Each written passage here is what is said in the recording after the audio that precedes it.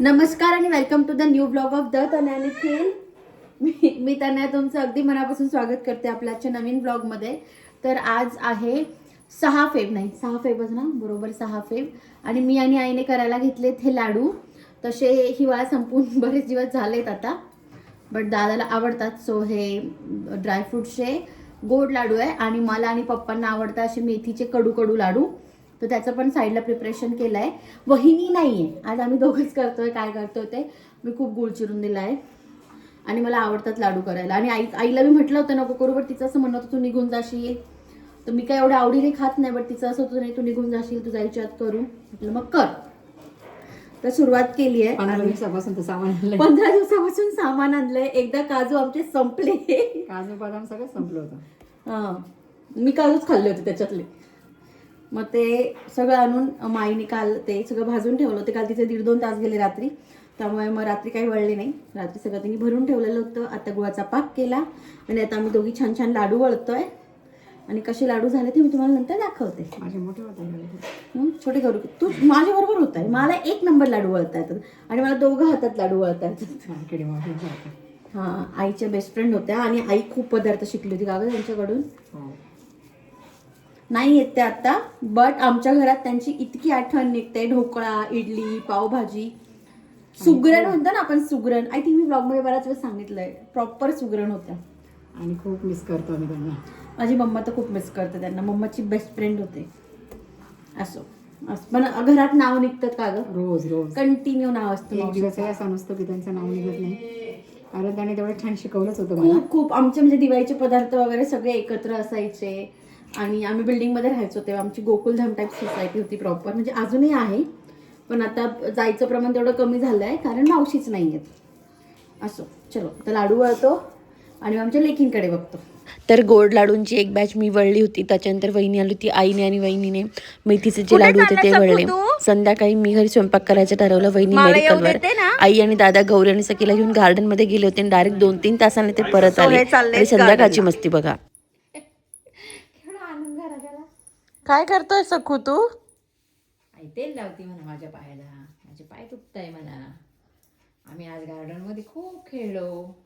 तर गार्डनमध्ये हवा नको खेळून ती इतकी थकली होती की आई तिचे पाय दाबत होती आणि तिला काहीच नव्हतं. रात्री आमची इतकी मस्तीचा वेळ असतो, बट आज ती सूम पडलेली होती. आईकडे स्वतःच तेलाची बॉटल आणून दिली. पायाला लाव, हाताला लाव, आणि तशी झोपून गेली होती ती. नंतर मी मोठी आहे, मी मोठी आहे. तुला नाही लावणार म्हणा आम्ही तेल. पण ती माझी आई आहे ना. नाही, माझी म्हणा ती, तुझी नाही म्हणा. तू त्रास देते म्हणा आईला. मी नाही देत म्हणा, मी फक्त रडते. नुसती पोपट पंची मी सांग. झालं असं आहे की आज डे 2 ला रात्री शूट करतेय मी. तर वाजलेत 11:15 आणि गौरीचं असं म्हणणं आहे की तिला सुट्टी आहे म्हणून कोणीच नाही झोपायचं. वहिनी काय करायचंय आपण आज? जागरायचं आहे ना. आणि काय नाही नाही गौरी, तू आता जा झोपायला जा.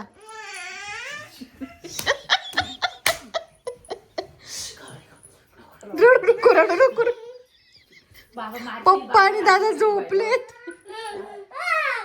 आमची गौरी शांत झाली आहे. सखीने आईकडे ही तेलाची बॉटल आणून दिली आहे की पोझिशन पण घेतलीये बघा, प्रॉपर पोझिशन घेतली की आई पाय चोळ.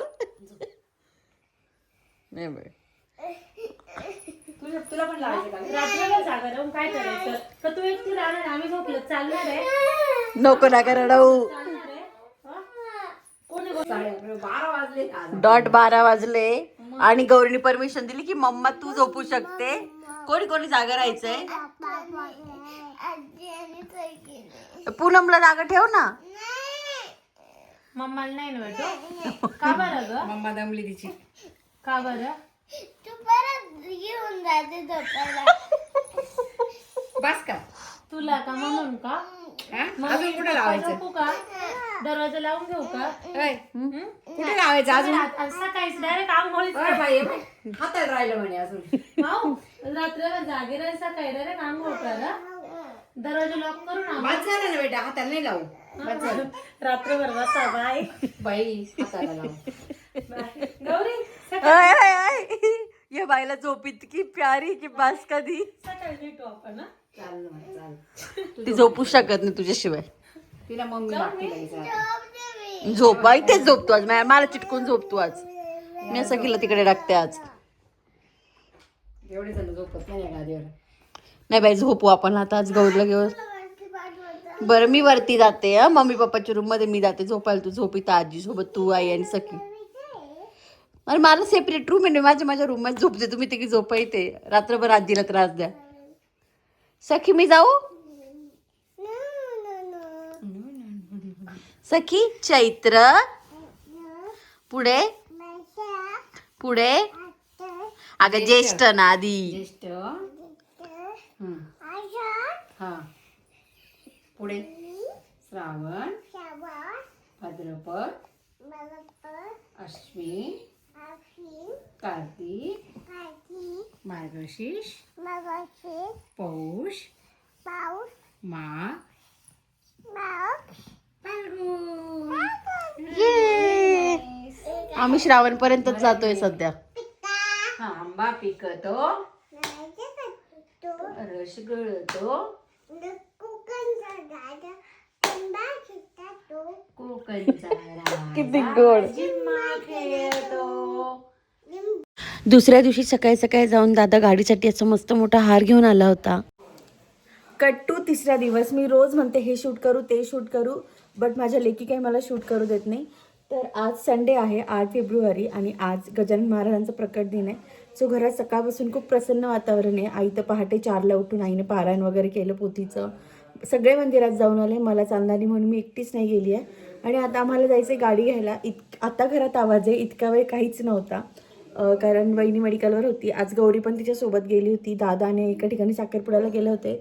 पप्पा सकाळी आईसोबत मंदिरात जाऊन आले होते पण पुन्हा मित्रांसोबत पण गेले होते महाप्रसादाला. सो मी आणि सखीच होतो. आता पुन्हा आवाज सुरू झाला आणि मग मला आठवलं की अरे आपण आज सकाळपासून काही शूट नाही केलं आहे. तर आता आम्ही चाललो आहे गाडी घ्यायला. तशी मला साडी नेसायची होती पण मग आमच्या घरी पण रूल्स आहे की अशा वेळेस नेसलेली साडी पुन्हा नेसता येत नाही पूजेला वगैरे. तर म्हटलं चला आणि आज पण तिथे लांबूनच पूजा करेल मी. तर आम्ही आता गाडी घ्यायला चाललो आहे. मी दादा वहिनी गौरी आयुष आणि पियुष. मम्मी पप्पा नाही आहे. कोणाची गाडी आहे काय हे बघण्यासाठी ब्लॉग पूर्ण शेवटपर्यंत बघा. ओके चला कट्टू. संध्याकाळ आम्ही निघालोय आता गाडी घ्यायला. ज्यांची गाडी आहे ते ऑलरेडी तिथे पोहोचलेत बट त्याच्यासाठी लागणारं सगळं सामान आमच्याकडे पेढे माळ आणि आमची सगळी यंग जनरेशन चालली आहे. घरात सगळे म्हाताले कोताले ठेवून. शकू हाय कर सगळ्यांना. हाय हाय करा. गबायला तसं आणायचं नव्हतं आमच्या. कोणाची गाडी घ्यायला चाललोय गौरी आपण. कोणाची म्हणा तुझी. आज मनू आता इतकी तोऱ्यात राहणार आहे काले बेटू. मनू मावशी बघणार पण नाही आपल्याकडे. चलो तर आम्ही निघालोय तुम्हाला सोबत घेऊन जाते. तर गाडी मावशीने घेतली. ती घेण्यासाठी आम्ही तिथे गेलो होतो. गाडी जरी मावशी काकांची असली ना तरी 2 महिन्यापासून सगळ्यांचाच कस लागला होता. आधी आमचं फोनवरचं डिस्कशन चालू होतं. त्यानंतर दादा आणि आयुष तर कंटिन्यू फिरत होते. आयुष आय थिंक कालपर्यंत तिथे होतात. छोटे छोटे आमचे एवढे मोठे होत चालले लवकर लवकर. मावशीची सासरकडची फॅमिली पण खूप मोठी आहे. तिकडचे सगळे आले होते. सो आम्ही इकडचे कमीच जण गेलो होतो. इकडचे की यंग जनरेशन आम्ही गेलो होतो. तिथे जाऊन छान पूजा वगैरे झाली. मावशीची साडी दिवाळीची आहे. खूप जणांनी विचारलं होतं ही शॉप पण घेतली. डिटेल्स हव्या असतील तर तुम्ही तिच्या पेजवर कॉन्टॅक्ट करू शकता. तिथे काकांचं वगैरे पण ऑप्शन झालं. गाडीचं ऑप्शन झालं. इतके सगळे फोटोग्राफर होते समोर इन्क्लुडिंग मी आणि वहिनी ॲज वेल. सो मस्त वाटलं. तिथे सगळे होते. आमच्या सगळ्यांचं फोटोशूट वगैरे झालं. मग तिथून आम्ही घरी गेलेलो होतो मावशीच्या. तिथे पण तिची खूप मोठी फॅमिली आहे. तिची कॉलनीतली फॅमिली खूप मोठी आहे. सो सगळ्या लेडीज आल्या होत्या. तिथल्या गुरुजी आलेले होते आणि तिथे सगळे माझे व्लॉग बघतात. सो ते पण येऊन मला सांगत होते की अरे छान असतात व्लॉग वगैरे. सगळे जमलेले होते. छान पूजा वगैरे झाली. नंतर आमचा चक्करही मारून झाला. त्यात मनू पिऊ आणि गौरी सखीला गार्डनमध्ये घेऊन गेले होते. त्याचा खूप जीव आहे माझ्या लेकीत. तिच्या कॉलनीतल्या जेवढ्या मैत्रिणी होत्या तेवढ्या सगळ्या आलेल्या होत्या. सगळ्यांनी गाडीचं औक्षण केलं. घरचे राहिलेले आहेत आता जसं की मम्मी मामी मावशी वगैरे. बट आता हळूहळू गाडी फिरेल आता उद्यापासून सगळीकडे. सो सगळे जमलेले होते, सगळं ते छान झालं. तिथून आम्ही निघालो. तर आता आम्ही घरी जेवायला कसं काय जाणार ना, कारण की आई पप्पा तर ऑलरेडी बाहेर जाणार होते, मामा मामी पण बाहेर जाणार होते. सो आम्ही मस्त तिथेच असं थोडं चावम्याव खायचं ठरवलं. आणि आमची इतकी चिडवणं चालू होतं बहिणीला की आजची ट्रीट तुझ्याकडूनच आहे, तुझे भाऊ आलेले आहेत, तूच त्यांचं बिल भर काइंड ऑफ. आणि शेवटी तिनेच आम्हाला ट्रीट दिली. फायनली घरी आलो आहे. माझ्या चेहऱ्यावरचा मेकअप छान टिकून आहे अजून, जर तुम्ही बघू शकत असाल तर. मी अगदी मिनिममवाला केला होता बट छान झाला होता. तर फायनली मावशीची गाडी आली आहे आज. दिवाळीपासून चालू होतं गाडी घ्यायची आणि ती अवेलेबल पण होत होती लगेच. बट तिचं असं होतं की नाही, मला प्रकट दिनाच्या दिवशीच गाडी घरी हवी आहे म्हणून. तर लाईक ती पण टोटली नास्तिक होती, बट तिला पण काहीतरी अनुभव येतात. आता आय थिंक तिने सगळ्यात जास्त पारायण केले आहेत आमच्या घरात. ती तिकडे असते सातपूरला, तिथून तिला त्र्यंबक जवळ आहे, तर ती त्या मंदिरात जाऊन तिथे जाऊन पारायण करते, ते पण मोठ्या पोथीचं जे विजय ग्रंथ आहे ना. गुरुवारी वगैरे ती जात असते. आधी तिथे ती मंथली प्रत्येक गुरुवारी जायची. So we are very happy की तिच्याकडे गाडी आली आजच्या दिवशी. आणि गाडी घरात कोणाकडेही आली तरी खूप जास्त आनंद होतो. रिझन असं आहे ना की लोअर मिडल क्लास फॅमिलीमधनं मिडल क्लासमध्ये आलो आहे. सो आय थिंक 2000 नाही आहे बेटू आजी घरात. आजी फिरायला गेली. रडू नको, येईल आजी. मम्मा पण येईल आता. बाबा आहेत ना पुढे. आम्हाला आजी म्हणजे मम्मीला लपून जावं लागतं गौरी आणि सखीपासून. तर दोघं तिला इतके आडव्या येतात. आणि माझी सखी तर इतकी वाईट आहे ना की माझी सखी आईच्या मैत्रिणींचा आवाज होते, आई गाडी आजी आली, आई पल्लू मावशी आली, आणि बाहेर पळते. तर मी असं सांगत होती की गाडी कोणीही घेतली ना घरात तरी खूप आनंद होतो. कारण आमच्याकडे सगळ्यात पहिली गाडी आली होती आय थिंक 2008च्या आसपास. 2005च्या आसपास. 2005च्या आसपास आमच्या फॅमिलीतली पहिली गाडी होती, जी सेकंड हँड मामाने घेतली होती, इंडिका. त्याच्यात आम्ही खूप प्रवास केला, कारण घरातली पहिली गाडी. आणि तेव्हा लहान बाळपण नाही म्हणतात, घरात मुलं फक्त मी, दादा आणि माझ्या मावशीचा मोठा मुलगा अनिकेत होता. आणि अनिकेत हार्डली 1 वर्षाचा असेल, मी 4वी-5वीच्या आसपास असेल, असं काहीतरी होतं. त्याच्यानंतर 2009 साली मामाने वॅगनर घेतली होती. आणि त्या वॅगनरमध्ये आम्ही 11 लोकांनी प्रवास केला, कारण आमच्याकडे ती एकच गाडी होती मामाकडची. बाकी आमच्या कोणत्याच फॅमिली मेंबरकडे गाडी नव्हती. देन 2017ला दादांनी जुनी बीट घेतली होती यूज करायला. तेव्हा पण जे स्टार्ट केलं होतं त्याने कमवायला, 2-1 वर्ष झाले असतील. तो हिज लाईक की पप्पा घेऊयात आपण. मग तेव्हा ती जुनी बीट घेतली होती. त्याच्यानंतर 1 वर्षाने मग मामाने पण गाडी घेतली स्विफ्ट. आम्ही पण नवीन गाडी घेतली दादाचं लग्न झाल्यानंतर. सो फॅमिलीत हळूहळू आलं आहे, हे अचानक नाही आलं आहे.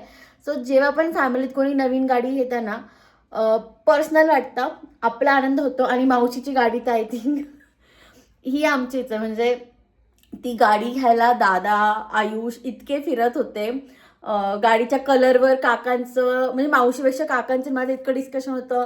आणि मी शेवटपर्यंत ते काका व्हाईट नाही घ्यायचा, बट काही कारणास्तव व्हाईट घ्यावा लागला. बट माझं असं होतं वेन्यू क्रेटा आणि याच्यामध्ये खूप कन्फ्युजन होतं. तर मी शेवटपर्यंत किया लावून धरली होती. आज पण काका म्हणे केलाच ना हट्ट पूर्ण. तर काइंड ऑफ असंच असतं, म्हणजे फॅमिलीत कोणाकडे, इव्हन इथे पण नाही, ग्रुपमध्ये पण कोणाकडे गाडी आली ना खूप आनंद वाटतो. कारण प्रत्येकाच्या घरची लक्ष्मी असते ती. आणि स्वप्न असतं आपलं मिडल क्लास फॅमिलीचं. माझी जेव्हा गाडी घेतली होती, आम्ही कोविडच्या आसपास घेतली होती, तर आय थिंक फक्त मी, निखिल, विशाल भाऊजी, अतुल भाऊजी आणि सृजला, मी 5 जणांनी मिळून गाडी घेतली होती तेव्हा. पण आज आम्ही सगळे होतो, मावशीच्या म्हणजे सासरचे पण सगळे होते. आम्ही माहेरची इकडून फक्त यंग जनरेशनवाले गेलो होतो. कारण असं पण आता सखीचा बर्थडे तेव्हा मावशी येईल, तेव्हा गाडी ओवायला सगळ्यांकडे न्यावीच लागेल. तर असं काहीचं होतं. बट आत्ता पण आमचा बाहेर विषय चालू होता की यार आपण वॅगनरमध्ये किती लोक जायचो. आता आपल्याकडे प्रत्येकाकडे गाडी आहे, म्हणजे सगळ्या मावशांकडे गाडी आहे. तर ते दिवस हे दिवस छान छान पालटतात. आणि ही मिडल क्लास फॅमिलीचा हा जो आनंद असतो ना, काहीतरी वेगळाच असो. तर उद्यापासून सगळीच्या बर्थडेची तयारी करायची आहे, जो अजून 3 दिवसांनी आहे. कसं काय प्लॅन करते ते तुमच्यासोबत शेअर करणार आहे. निखिल पण लवकरच येणार आहे, त्याच्या काय अपडेट्स असतील त्या पण तुमच्यासोबत शेअर करते. त्यासाठी तुम्हाला काय करायचं आहे, तर जसं मागच्या ब्लॉगला प्रेम दिलं आहे तसं प्रेम द्यायचं आहे, सबस्क्राईब करायचं आहे. आणि येस, आजच्या ब्लॉगमध्ये तुम्हाला सगळ्यात जास्त काय आवडलं ते खाली कमेंटमध्ये नक्की सांगा. भेटूयात पुढच्या ब्लॉगमध्ये, तोपर्यंत बाय.